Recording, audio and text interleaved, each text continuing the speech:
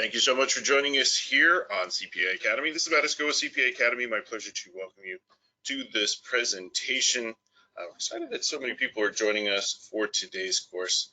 We're seeing you here on the webinar. We're going to get started as we're right here on time. Before we do, we're just going to make sure everything is working clearly. You should be able to hear me at this point. You should be able to see that very first slide up on your screen as well. Go ahead and type into that questions panel. Let me know everything is working correctly. It'll make me feel a whole lot better that we are in good shape and ready to get underway. Obviously, if you do have questions or comments throughout the session, that questions panel is how you remain interactive with us. So you can certainly type those in. We have quite a few folks on the line from both BotKeeper and JustWorks here to support you and get your questions addressed during our time here together. So go ahead and utilize that questions panel throughout the session, and we'll do our best to make sure that you are taken care of. So a few people typing in saying all set, ready to get going. So I appreciate that. Quick reminder on how things work. If you're joining us through CPA Academy today, you can earn credit for attending today's webinar, and it's simple to do so. Just remain logged in throughout the duration of the presentation. With polling questions like we typically do. We have 4 of those which will launch intermittently throughout the session. You'll see them up on the screen where you're currently seeing this slide. All you have to do, select an answer you feel is appropriate, and then click on the submit button. If you're having any trouble locating that submit button or it seems to be missing for you, here's what you do. Hit that escape key, get out of full screen mode, resize your window, and it's typically there just hiding, and that works 99 out of 100 times for attendees. Any issues with receiving credit, reach out to us here at CPA Academy. We'll be happy to get you all sorted out. Otherwise, we'll send you a notification letting you know that your credit is available and all set in your CPA Academy account. We'll record today's session, so if you miss anything and need to review it, you're certainly welcome to do just that. We've also made a copy of the handouts available to you right there in the tab called Handouts. So if you'd like that as a resource, I encourage you to take advantage of it. Otherwise, we've got an hour locked in here today, and I'm excited that Byron and Moses are on our platform presenting once again. Looking forward to this time together, gentlemen. So with that, I know there's a lot to cover. I'm just going to step out of your way, and I will turn it over to you. And Byron, I see your webcam up there. Absolutely. Thanks so much, Matt. As always, a pleasure to be joining everybody today here on CPA Academy. Thanks for choosing to spend an hour of your day here with Moses and myself. So we're here to talk about this transition in the world we're at, and really moving our organizations from a reactive type of state, which many of us have been in here for a while, and becoming proactive and optimizing your firm for the post-COVID world. So 2 speakers today. This is a joint webinar. I'll introduce myself and let Moses introduce himself, and then we will jump into the content. So again, hello everybody. My name is Byron Patrick. I'm the Vice President of Growth and Success here at BotKeeper. If you're not familiar with BotKeeper, we are an automated accounting and bookkeeping solution working with accounting firms to support your office. So by all means, follow up if you have any questions regarding that. My background, I'm a CPA by trade, started my career in the accounting space. I've done the ticking and tying, audit, tax, you name it. Took a left-hand turn during my career and ended up in a technology track. So for the last probably 15 years of my career, I've been working in different aspects of technology within the accounting industry. And that journey has brought me here to BotKeeper in March of 2019. So a little over a year ago, joined the team, and super excited to be here working with the team and obviously presenting today. So thanks again. Look forward to meeting you all. And Moses, I will hand it to you to introduce yourself. Byron, I haven't heard that expression before, tech trapped, but that has certainly happened to me as well. Good morning and good afternoon, everyone. I'm Moses Ballion. I'm a manager of HR consulting at JustWorks. JustWorks is a benefits, payroll, and HR compliance solution that runs your payroll compliantly, gives you access to great benefits at great rates, and also provides you with employment regulation support, which is my specialty there. My background is before joining JustWorks, my HR career really took off at the Fortune 500 advertising firm Ogilvy and Mather. Advertising is pretty far from SaaS, but I got stuck in that sand trap as well, and now find myself very happily in the technology space, assisting customers, not by no means just in the technology space, but throughout a range of industries, including agencies, retail, nonprofits, and the like. So I'm excited to speak to you today from the HR lens in the accounting world. Awesome. Thanks so much, Moses. Definitely excited to run this joint presentation today. So with that, we'll go ahead and jump into the presentation here, and Moses and I will be working together and providing hopefully some good content. So 3 major themes for today's presentation. The remote firm. Not all of us were remote firms before March of 2020. And, I've been working with firms for many years, specifically enabling them to be virtual and remote. And however, it really has not been the norm for many firms. So we'll have a conversation of what that looks like, talk about some of the considerations, especially now that we've been thrown into the water to figure it out. And then looking ahead. So now that we're here, hopefully we're in the essence of moving from reactive to proactive. We got to look ahead and look into the considerations, not just the tech, but obviously the people.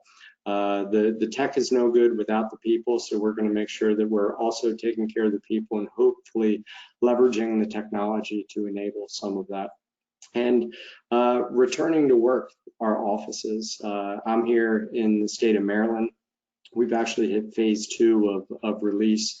So folks are starting to go back to the offices. I can tell you, being between Baltimore and DC, it has been lovely not having the traffic for the last couple months.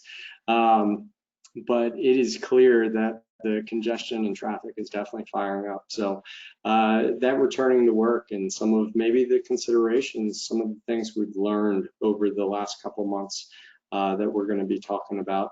Moses, did you have anything you wanted to add here to the agenda today? No, this looks great. I'm just really eager to offer the people perspective on the agenda.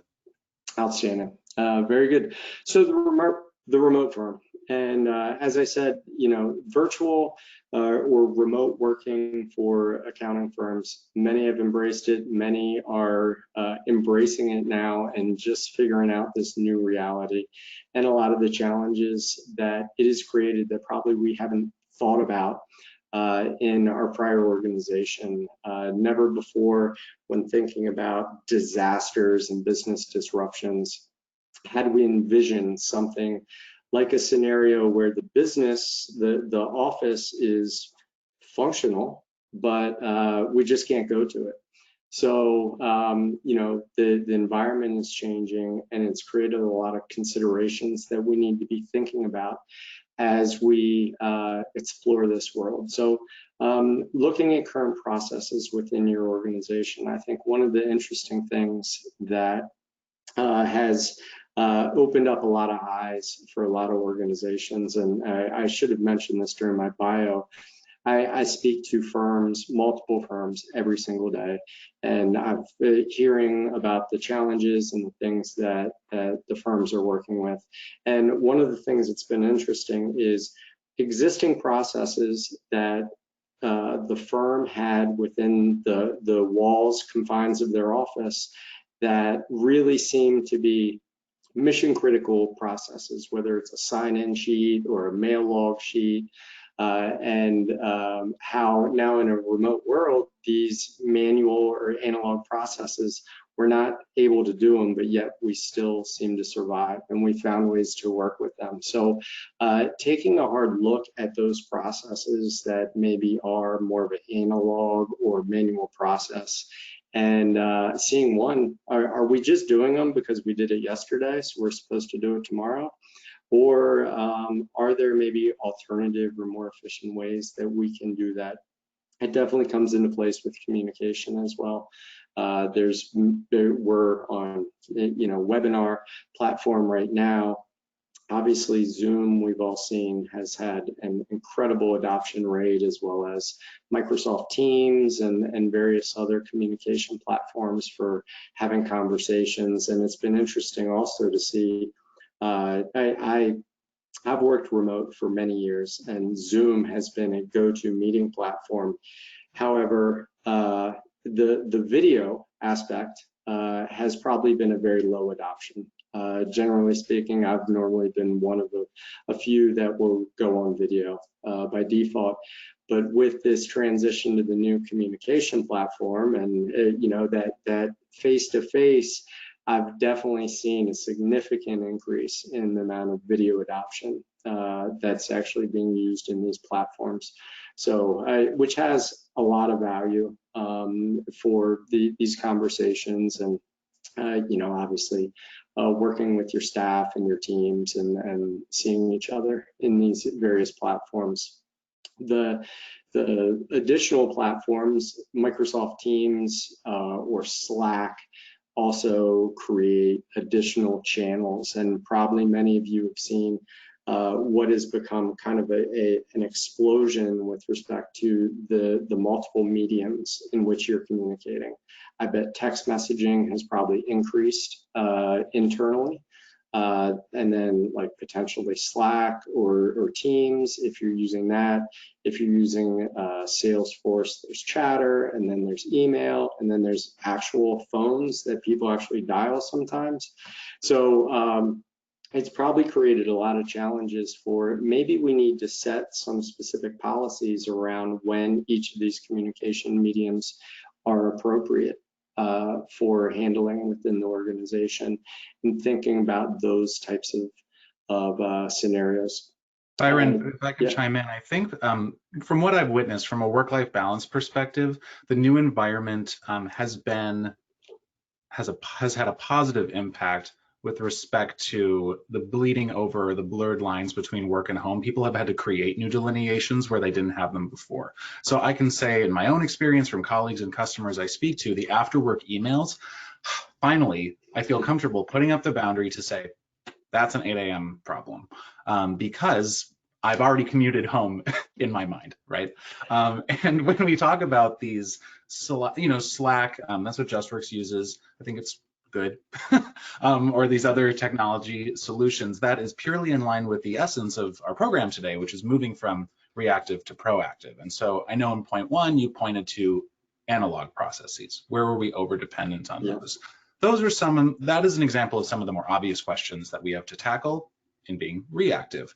I think the more exciting, challenging, and arguably crucial questions to be asking ourselves is, what aren't we doing? And it's so much harder because it's a world of possibility, which is a good problem to have. And one example is, how are we communicating? I know actually before JustWorks, advertising actually, once you know the space, has the reputation of being pretty analog.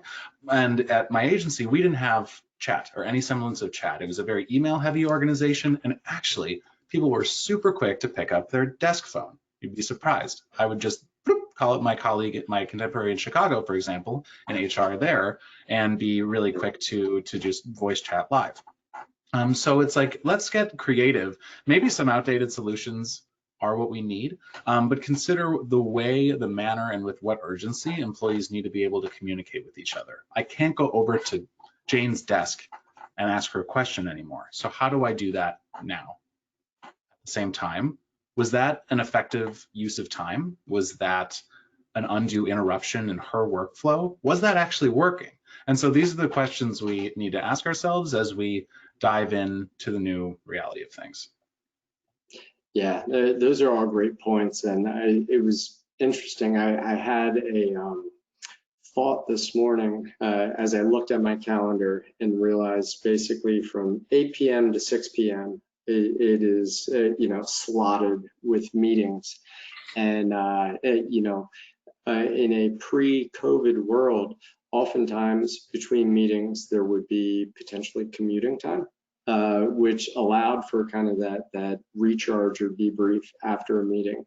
and no longer is that enabled. So, you know, some of the things that you do need to think about in this remote environment is building in those windows of debrief or prep you know, before you might have been in the car and you would check in with your team. What do I need to be prepared for this meeting? Or after the meeting, jumping on a call saying, hey, Bonnie, can you get this email out? Can you do this? And if you're going right from meeting to meeting because you don't have that you know, transit time, it's hard to keep up with those things. So yeah, these are all great considerations, and you make a really great point about thinking about the things that you're not thinking about, which is very hard to do. And one of the things I would suggest doing is exploring some of the popular tools, the software applications that are showing up that are filling needs that you didn't even realize you thought of needing to have. And maybe we'll talk some of those a little bit later. But there's definitely a significant amount of considerations that we need to put in place and really have an intentional conversation about how we're going to treat these things going forward, and not just accept them, because I think it's very easy for some of the habits that we created in this kind of transition period where we don't know what we're doing. And then as we go forward and the re-entry back into the office, some of those habits are just going to come with us. And all of a sudden, a year from now, it's going to be some sort of policy that was informally created. So, you know, have these intentional conversations to create some mechanisms around them for intentional execution in the future. And one reason intention is so crucial, not to overwhelm, and we'll get to this, but these don't just have implications as to how your office effectively runs and communicates. These are going to tremendously impact your culture, because we don't have that sort of in-person, intangible sense of community in the way we used to. And so the choices you make as to how you communicate, that's how you're going to reinforce your language, your values, your processes that define your culture. Yep. No question, and that takes us right into this aspect of you know, the lean in or the intentional conversation, setting those policies around the communication mechanisms that you are using, when they are appropriate, you know, how those things are being executed, what those expectations, the after hours expectations, you know, and how that does impact the culture of your organization, because all of these little things will add up, and all of a sudden you'll have this culture that you never set out to create, but just became a product of these informal policies. Certainly, and I think when we look at developing remote work policies, that's a big question. There's a lot to think about. To sort of break it down into digestible pieces a little bit, I'll say the first one is going to be looking at regulatory requirements. What do I have to do? And this is something we can't get into too much here because it is so predicated on state and local regulations, what stage of reopening we're at, and then even more granular things like anecdotally, for example, the city of San Diego has implemented mandatory temperature checks, and anyone who runs a temperature of 100 degrees or more has to be sent home. Now, California and localities in California tend to be more hands-on than other places, but these are an example of the minutia of state and local regulations that we'll have to be aware of when creating remote work policies and attendance policies generally. Other considerations will be, you know, taking a look at what's worked, who can work remotely, why. Are you giving undue, are some employees benefiting substantially more than others on what may be perceived as an arbitrary basis as far as what they're entitled to when it comes to work from home privileges? Another regulatory thing a lot of us are going to have to think about is social distancing realities in the office. I'm New York City based. Offices are, you know, notoriously many people per square foot compared to other places, and that 6-foot requirement. Based on the office space I have, am I going to be able to invite everyone in every day? Or will I need to sort of have a rotating shift basis? Maybe I only invite employees in on a given day who have meetings. Maybe there aren't dedicated desks anymore. There's hot desking, which I think now we've all developed the intuition. What does that mean? Cleaning procedures have been totally overhauled, revamped, and improved to make sure that all communal spaces are disinfected and cleaned appropriately in line with new protocols. Another piece to keep in mind directly related is OSHA, which compels employers to protect employees or safeguard employees against imminent threat of danger of injury or death, which is a pretty high threshold, but again, something you'll need to review maybe with counsel to make sure that your new office procedures, both with respect to the physical workplace and your policies on paper, are up to code. Yep, absolutely. And so, Moses, what about, you mentioned like maybe there's a hot desking situation and you're not seeing half of your staff on a regular basis. What are some recommendations or with respect to, checking in with staff that you may not be seeing face to face? Absolutely. I have 3 actionable recommendations on increasingly large scale for that. So the first one is the one-on-one manager to employee check-in and relationship. One is the broader small team check-in. Most of us work on teams, whether that's from 3 to 12 people, but establishing that cohort and a communication stream there, and then more broadly, all company communications. And so these check-ins are going to become crucial. I'll start with the one-on-one relationship. So in this environment, all employers, in a sense, have been forced into what has been historically referred to as a results-oriented work environment. And so what that means, what that used to mean in before the New World Order, was that we don't really care what time you come into work. And if you don't hit 40 hours, that's fine. Get all your work done. That's what we care about more than anything. Again, companies have been sort of forced into that mentality to an extent, right?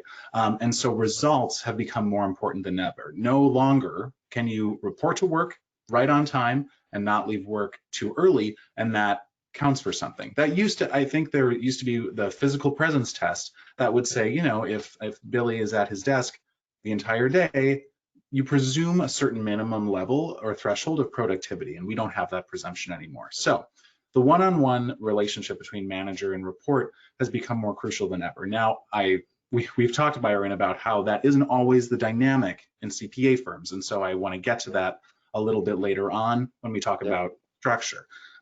But that one-on-one relationship, having clear expectation setting is crucial. A lot of companies to date have had performance reviews on as long as an annual basis, which even a decade ago felt like the norm, but now is, blame it on the proliferation of social media, shortening attention spans, but now that's just absolutely untenable. Some of the more progressive organizations before this were moving toward quarterly check-ins. Now that's not even close to frequent enough, in my opinion.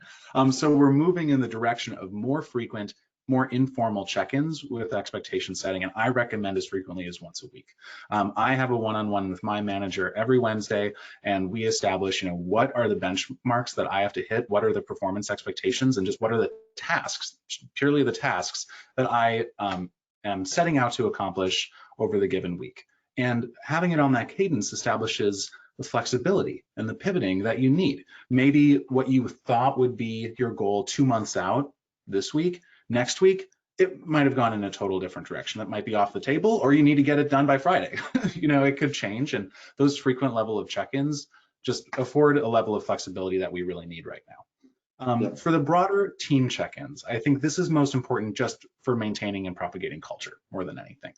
So I'm on a team of 7. Every morning we have stand-up, which is something that used to be in the office where we'd all stand up at our pod and talk to each other about what's going on that day. Now it's on Slack, where we just kind of talk about the day. If one employee shares something like, oh, I'm, giving a webinar today with a partner. They go, oh, I had colleagues this morning go, oh, that's so cool. What's it about? And we got to talk about that and sort of have the water cooler talk that we don't get to have anymore. Sort of this casual run-ins with colleagues that used to be so integral to culture and sense of community. Now they're so purposeful, and that's kind of awkward.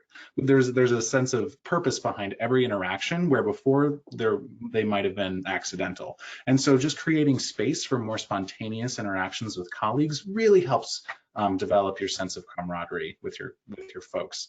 The last thing I want to talk about and recommend is town hall meetings. If you weren't having, sometimes they're called all hands, where you get all employees together, and usually the head of operations, maybe the CEO, maybe your HR lead, if you have one, will present to the organization and give an update as far as what's going on culturally, new business wins, if you want to get into financials and disclose that as far as the business's performance.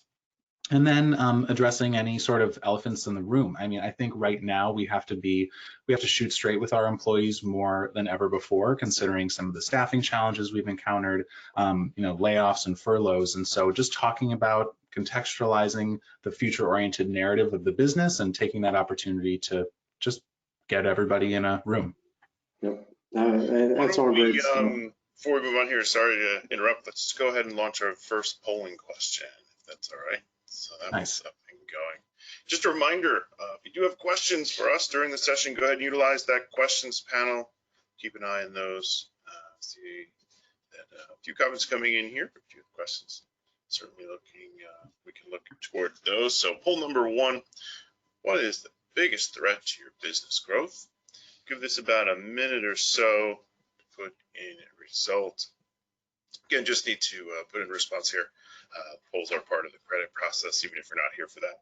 Certainly just appreciate you participating, which will help move things along. If you're having trouble responding to the polling question, hit that escape key on your keyboard. That'll get you out of full screen mode. You should be able to resize your window and find that submit button and click on your response. A few people typing in, it's more than one of these things, so pick your favorite. Give this another few seconds here on our first polling question.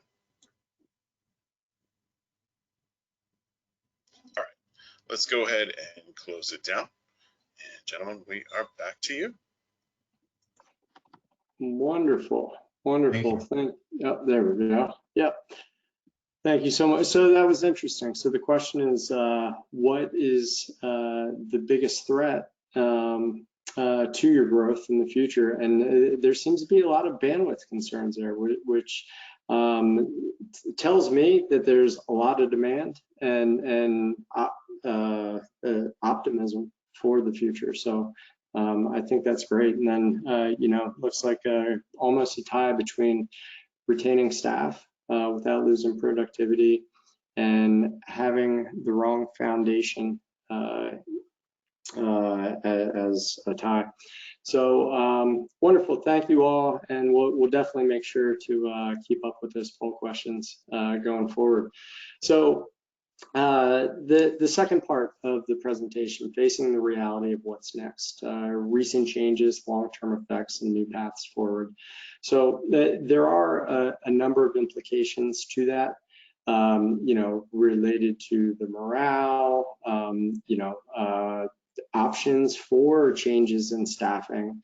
And then, of course, there's definitely been some changes with respect to staff expectations and that work life that you talked about earlier. So, Moses, please, by all means, share your thoughts.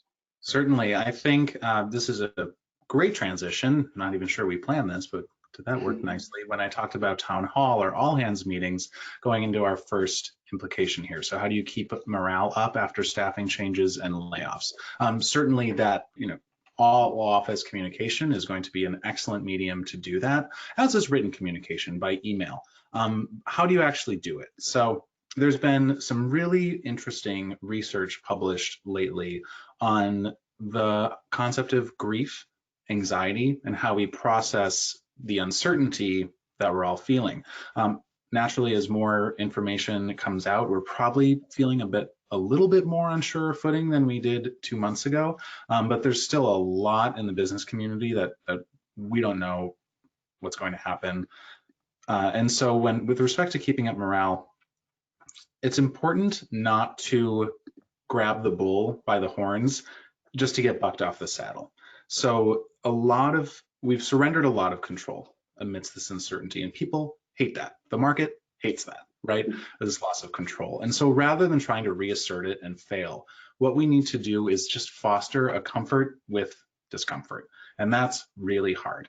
The way we do that is engage in mindfulness, both in our sort of personal selves and our professional selves, as to what do I have control over and what don't I have control over, and focus on what you do. This was like an adage that I would have heard from my mom like 15 years ago, right? But now it's like sound business advice, truly. Focus on what you can control. And then contextualize that narrative to your employees. So we're all feeling a little raw, and people's BS meters have been heightened. And so you've got to give your employees the credit to understand some of the business decisions that you've made, whether that's layoffs, whether that's a pivot, whether that's a loss of your clients, and contextualize that in the reality of what's going on. We're all plugged in, we're all reading the news, we all get what's going on, and I think we're all willing to cut each other a little bit of slack, and that goes between employees and their employers as well. So just get real with people and share what genuine optimism you have for the future, and maybe what's uncertain. And employees being treated like adults, like owners of your business, their business, that will definitely help them feel more directly connected to your mission-driven firm, which we'll get to. As far as options for replacing staff responsibilities, if you can't afford to bring them back, maybe Byron can speak to actionable tips more than I can. Temp agencies have always been an option. Keep in mind that replacing staff has been incentivized in light of relatively new and brand new legislation, right? So be sure to look into what options are available to you as far as loan forgiveness if you're able to retain your staff. Byron, did you have anything to add there? Yeah, so it kind of reverts back to that realistic assessment of the things that were essential in our organizations. I know I've spoken to multiple businesses recently where they've actually realized that they are leaner now, but still have the ability to support the same volume of services because of this forced change in their organization. So, it really is that opportunity to make some changes, maybe things that have always been in place, certain processes or services that you've provided for clients that maybe we've performed payroll manually for clients since the beginning of time, and we've just never changed it because it's always been there. And so maybe now is the time to look at working with another provider to handle those types of services. Or again, there's technologies such as a bot keeper and other things that will create efficiencies and allow you to extend the efficiency of your staff. Again, changes are happening, so let's embrace the change. And if you are in a position where you really need to make some of those tough decisions, explore those types of options. Certainly. I mean, in confronting the new reality, maybe there's staff you don't have to bring back, or maybe there's staff who you can help them pivot in their career and just as sort of a blossoming new function. An example I just thought of is, say you had a receptionist before. Naturally, the need for receptionists or the demand for that role is certainly diminished amidst the loss of the physical workplace. Maybe that person, you help them pivot to be an office manager of the new remote environment and tackle some of these questions, right? And so with a changing landscape, perhaps just sit down and give this stuff a lot of thought and get creative and imagine what maybe roles you don't have to replace and what new roles might really contribute to the success of your organization going forward. Great. I want to move on to number 3, bridging the gap for staff who have major priorities to consider. The 2 big ones being childcare and elder care. So the first one is very tangible recommendations. Talk to them.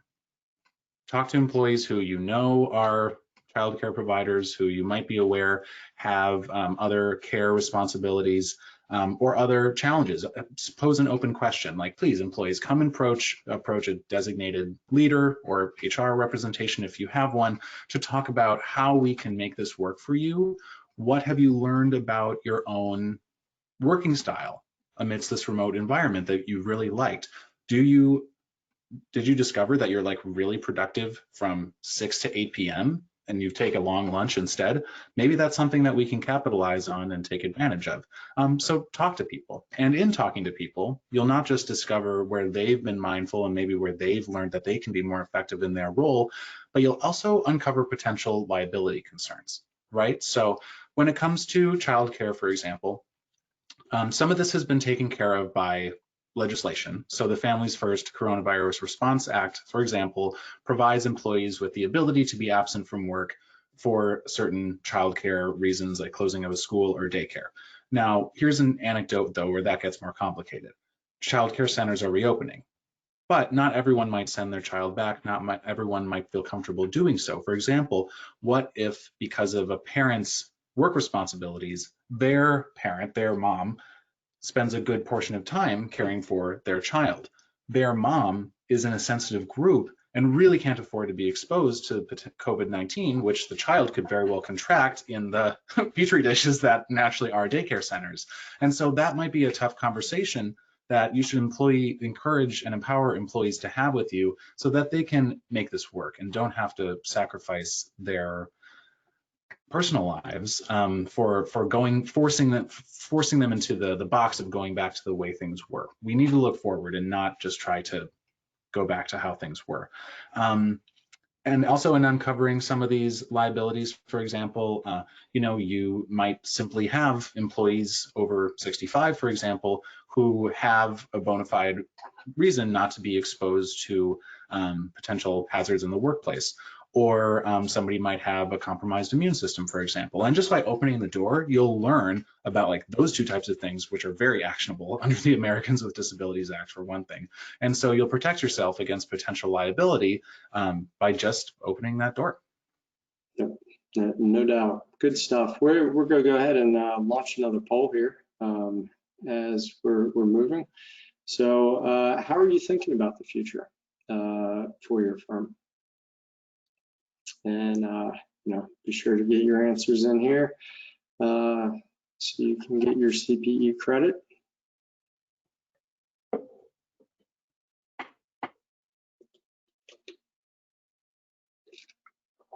And of course, this question leads us right into the next section of our webinar here. Do we revert back?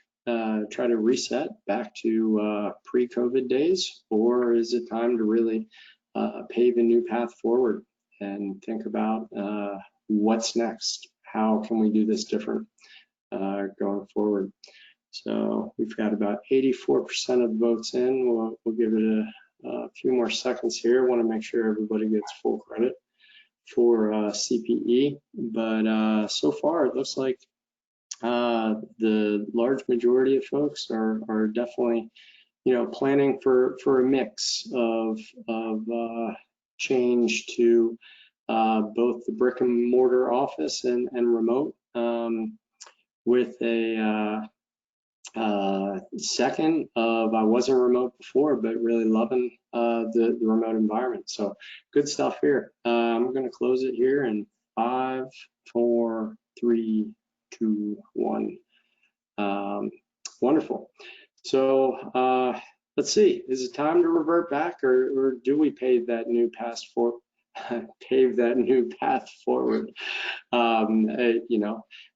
We've talked about a few of these items here, and already on some previous slides, but definitely, these all contribute to where we're going.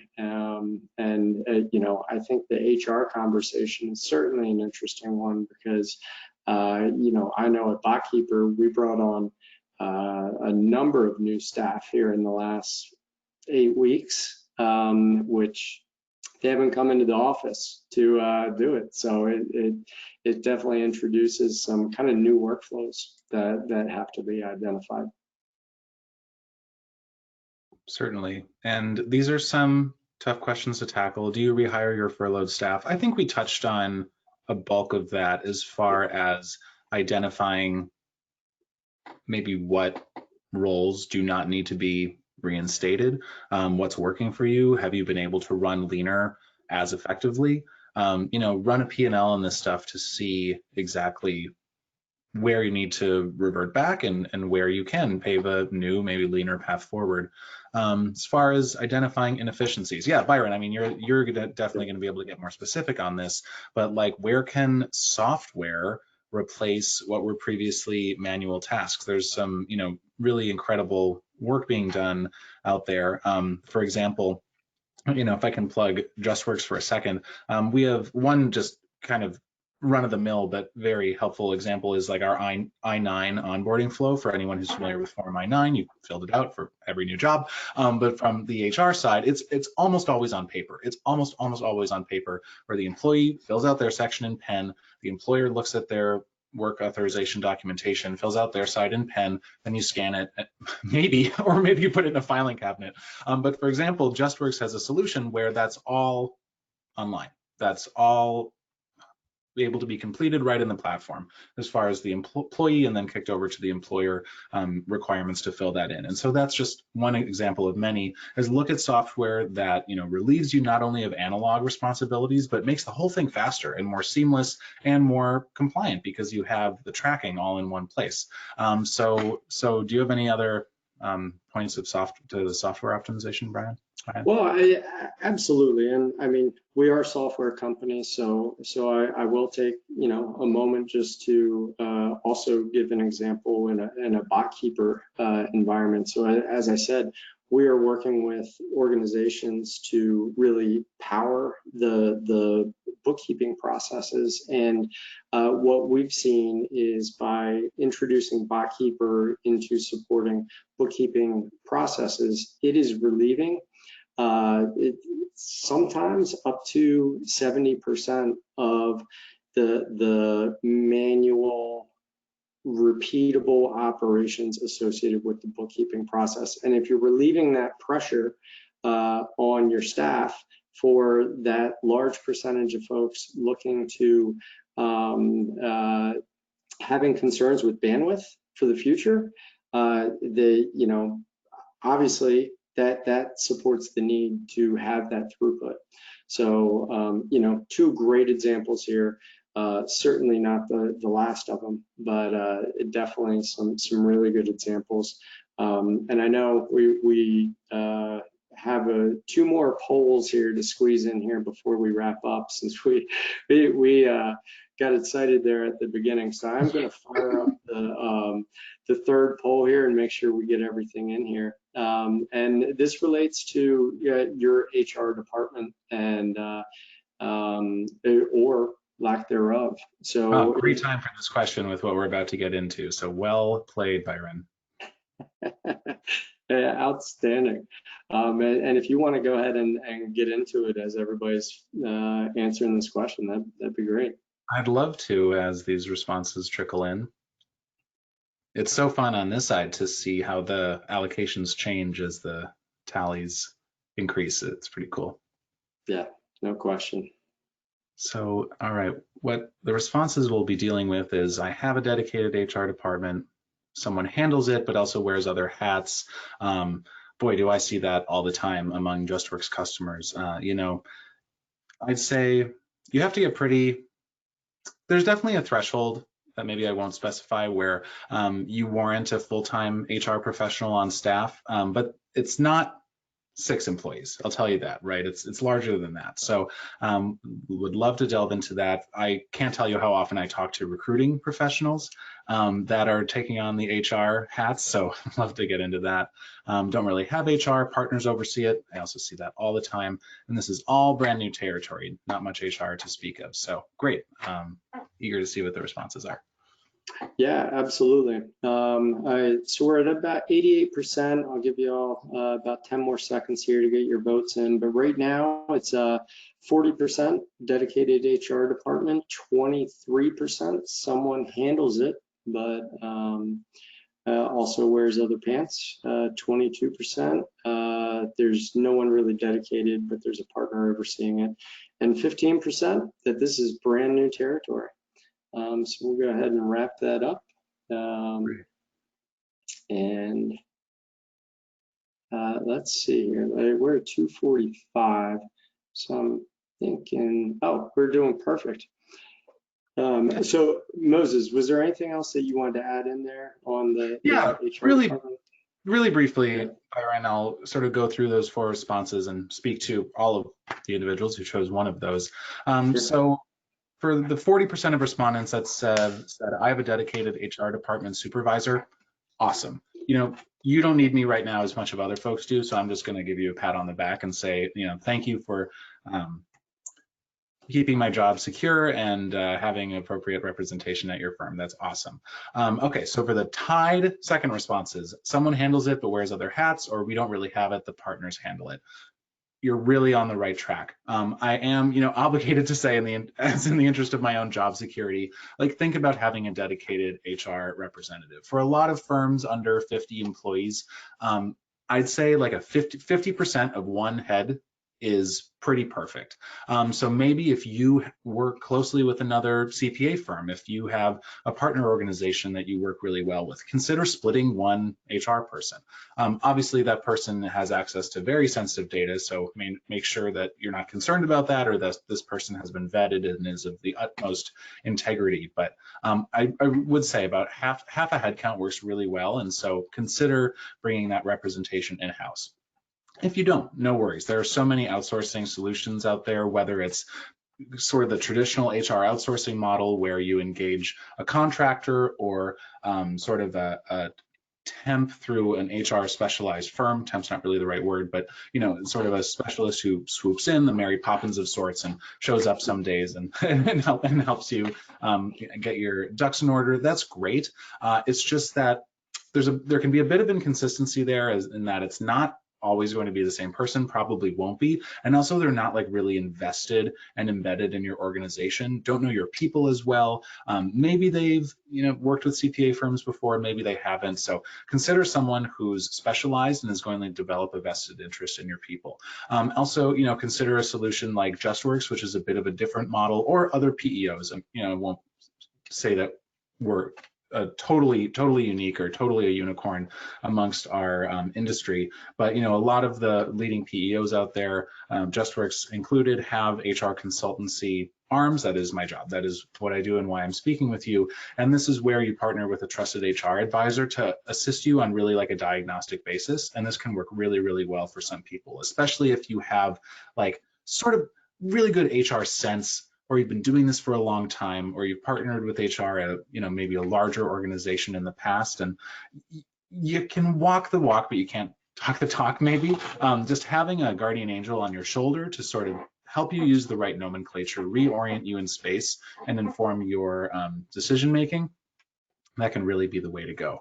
For this is all brand new territory, you should definitely become a JustWorks customer, and we'll get you all straightened out, help you implement new, you know, whether it's performance management procedure or compliance or compensation. You know, we're eager to get you started. So shameless plug on that one. But yeah, let's get into structure, Byron. Cool. Yeah, and what I'm thinking is, because we have 2 slides left, but we are coming here close on time. So maybe let's jump into the mission driven, because I know there's some good stuff here to discuss, and then we'll, you know, wrap up our last poll and wish everybody a great day. But so from a mission driven perspective, this is back to that idea of being intentional. And this is such a great opportunity for firms to take a look at their clients and first ask the question, do we have the right clients for our organization? Or is it that 20-80 of 20% of the clients are causing 80% of the challenges? And, you know, reevaluate that list. And, you know, I love the idea of creating a recipe for what is the ideal client, what do they look at, and we can look at qualitative measures, things as somebody who's collaborative, somebody who values us. Obviously, we like clients who pay us without any challenges. But also there may be certain industries that we want to focus on, and talking about how sometimes you accidentally have a culture you didn't anticipate. That also happens that sometimes you accidentally have a niche that you didn't anticipate, and looking at the client base and saying, you know what, I seem to have a concentration of car washes. So why don't I plant a stake in the ground and make this something that I can really go deep on and position myself as an expert and go after that client set. So, setting these missions in mind and these intentional decisions for who we want to work with and what types of clients we want to work with is a great way to define those missions that we're going to take as we go through this evolution, and ultimately, as we're being proactive for the future, and really planning that destination that we want to show up as. Certainly, and I think that flows very well into branding. I mean, should you use this time to update your brand? I think the answer is a resounding yes.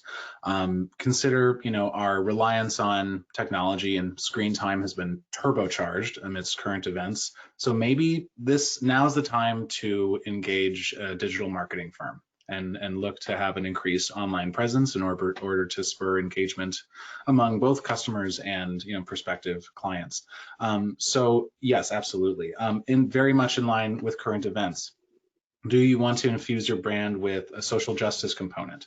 For example, do you want to offer a discount to Black-owned or women and minority-owned businesses? Does that speak to your firm's mission of, long-term continuity and commitment to social justice? Consider, again, things like this and really get creative and imagine how you can stand out in the field. And then culture. So these two are connected by a line for a reason. Branding informs culture, and culture informs brand. So how can you reestablish and recreate your firm's culture? Culture is defined as shared language, shared behaviors such as rituals, shared values that orbit around and in which your employees are infused. And it's the words they use, it's the way they collaborate, and it's the way you manage expectations. So how can you reestablish and recreate culture? I mean, think about some language you use internally, some things you do that make you special. And this is another opportunity. Really, the one thing I wanted to touch on with structure is I understand CPA firms you don't always have a direct manager, but maybe you work on a few different pockets of the business. Consider reorienting to having maybe a bit more of a traditional management to report structure, somebody to whom employees are responsible for their tasks and workflow and development.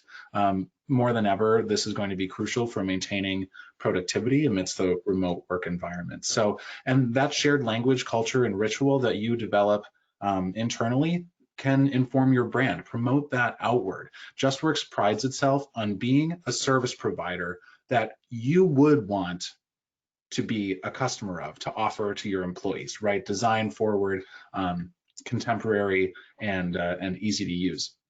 For example, so how do your systems inform your brand and also make your firm the place that it is amongst your employees? No question. Absolutely good stuff. So we'll fire up the final poll here in a moment, but just wanted to say thank you all very much for your time today. It's been a great topic, obviously a topic that we could probably spend the rest of the day discussing. There's a lot of great content out there. And it's really been enjoyable to run through it. So hopefully, maybe some of the considerations we've thought about here won't keep you up at night. But our final poll is related to what are the things that are going to keep you up at night. and how are you going to take some of these considerations and really lean in to becoming a mission-driven firm and thinking about your people, your culture, your services, and then being successful in a post-COVID world, which we are all very excited to get to one day. Some of these considerations and really lean in to becoming a mission-driven firm and thinking about your people, your culture, your services, and then being successful in a post-COVID world. That was a replay. Wonderful. So keep your votes coming in here. I'd hate for anybody to miss a vote here. We've got about 80% of the votes coming in. And it looks to be all over the place, from no long-term plans for remote differentiation, how to be unique, cybersecurity, and then shifting to advisory and the diversification. So definitely a good spread. I hope that you're not losing too much sleep, because it's definitely valuable for making these decisions. But we're getting close to 90% engagement here, so we'll wrap it up here in a moment. And Moses, I'll hand it back to you to close up with any final parting words. Thanks so much, Byron. It looks like differentiation just barely eked out with the plurality of responses. How do I look unique? One recommendation I can give is look at your marketing, look at your branding. I think that goes very much back to that question. Consider digital marketing. And then also in your messaging, I think one actionable piece of advice is consider demystification. Y'all are specialists, right? I'm a specialist. I empathize, and trying to, when you're at the bar with friends talking about what you do at work, you probably have to kind of rewind a little bit and give some contextualization, right? So your clients and your customers are going to be the same way. Demystification of what you do and how you can help. Try to really think how you can repackage what you do and what makes you special into plain language that is easy to digest and easy to understand. Also, the more contemporary, the more on-screen savvy you can look, I think will just increasingly serve you. So consider how you can make an impact there. Cybersecurity, yep, get on that.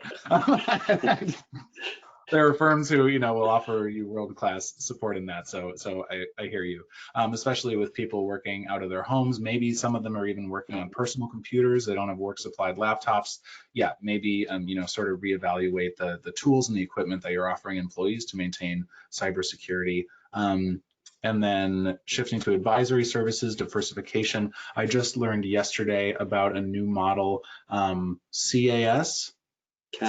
Yep. That's the barkeeper world. Absolutely. Yeah, so that's a new nomenclature I learned. But yeah, that's what you're doing here, Byron. Clearly, we're spurring some great engagements. So any tips there? Yeah, the biggest challenge that firms have in moving into CAS is bandwidth, which was highlighted earlier. You're so busy reconciling and categorizing that there's no time to step back and look at the books and have those meetings. So figure out how to create that bandwidth, either via a botkeeper or via your teams that you have internally. So that's there's a lot of great opportunity. And there was a question that was posted earlier that talked about, with all of this change, about the outlook for staffing. And I think if you are looking at bandwidth, there's probably a lot of really great opportunity right now to bring in some talented professionals who are looking for some change and looking for organizations who are more remote enabled. So take full advantage of that to build that bandwidth in. For sure. And the talent pool just got a lot bigger, right? Yes. So there's some amazing people out there. Yep. Get on it as we recover, and I think it'll pay dividends. Wonderful. Well, thank you, Moses, and everybody else. It was a pleasure, and enjoy the rest of your week. Thanks, Byron. Thank you all. All right, well, thank you both. Once again, just a reminder to our attendees who came through CPA Academy, we'll get to work on issuing credit for today's course and see a notification from us letting you know when that is all set, along with a recording of today's session. Handouts will also remain available in your accounts. If you'd like to go back and review those, certainly encourage you to do so. And you see contact information for getting in touch with BotKeeper and JustWorks right up there on the screen. So if there were further questions that snuck through or you think of them after today's session, I certainly encourage you to reach out. So once again, Byron, Moses, thank you, gentlemen, both so much. Fantastic job. I learned a whole lot here during this hour together and very much looking forward to having back with us, hopefully very soon. Look forward to it. Thanks, everybody. Bye-bye.